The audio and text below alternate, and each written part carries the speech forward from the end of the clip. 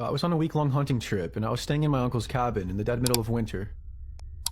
It was a long day, and I was about to head back to the cabin shortly. It had been snowing lightly on and off all day, but out of nowhere the snow picked up very quickly and turned into a very dense snowstorm. It was getting late, and I had a long way to walk back to the cabin, and I was honestly terrified. Because it felt like every minute that passed by, the storm was getting worse and worse. It was almost a miracle that I saw a light up ahead.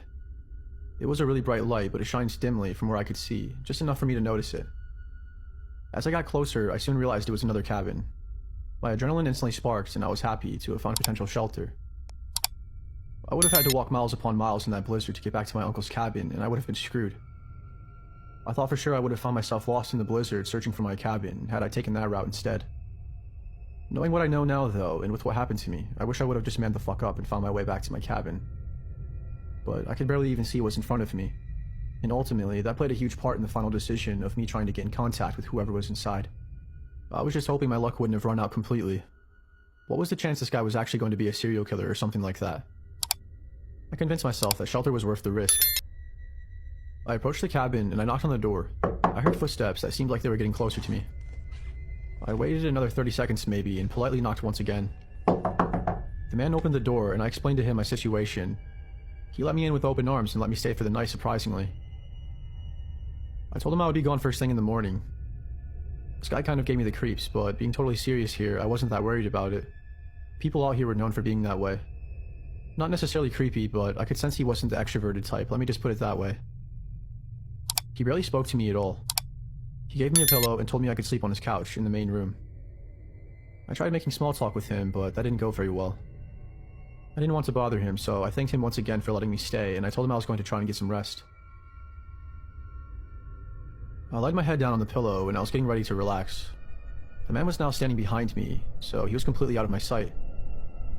I was waiting for him to walk away, but he stood there for a good 30 seconds or so, and he didn't make a sound. I thought that was kind of weird, but still, I didn't think much of it. Then he turned the light off over the sink, which was the only light that was still on in the cabin at the time. I figured that meant he was finally going to lay down as well, but I was wrong. He walked away towards his room, and I started to doze off within minutes. What the fuck was that? I sat up so quick that I almost threw myself off of the couch. I looked back and all around me, but it was pitch black. I couldn't see a thing. "Everything all right back there?" I asked. But there was no reply. To which I then stated, "Alright, good night then." I was genuinely starting to get anxious, and I started to rethink my decision of staying there. Convinced myself that it was nothing though, and that I should just try to fall back asleep. I finally fell asleep maybe 15 to 20 minutes after that, and I have no idea how long I was out for, when all of a sudden, I awoke to the guy on top of me. At first he was literally only just laying on me a long ways. His body was stiff as ever. I awoke within seconds and I tried to get him off me. He was much stronger than me though. He then started choking me and smelling me, and like smelling my hair and touching my face. He even tried to kiss me. I managed to headbutt him, which in turn gave me just enough time to gain the upper hand and throw him off of me. I ran for the door immediately, and I forgot. Shit. Just as I was about to leave, I realized I couldn't leave without my gun. I turned back around to grab it, and there he was pointing my own rifle at me.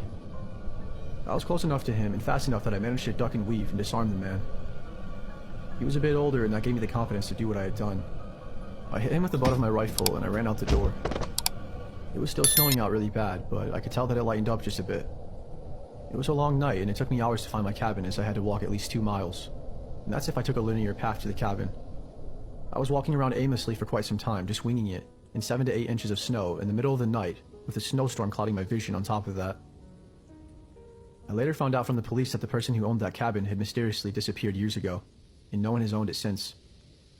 That legit gave me shivers when the officer told me that. That guy was going to kill me,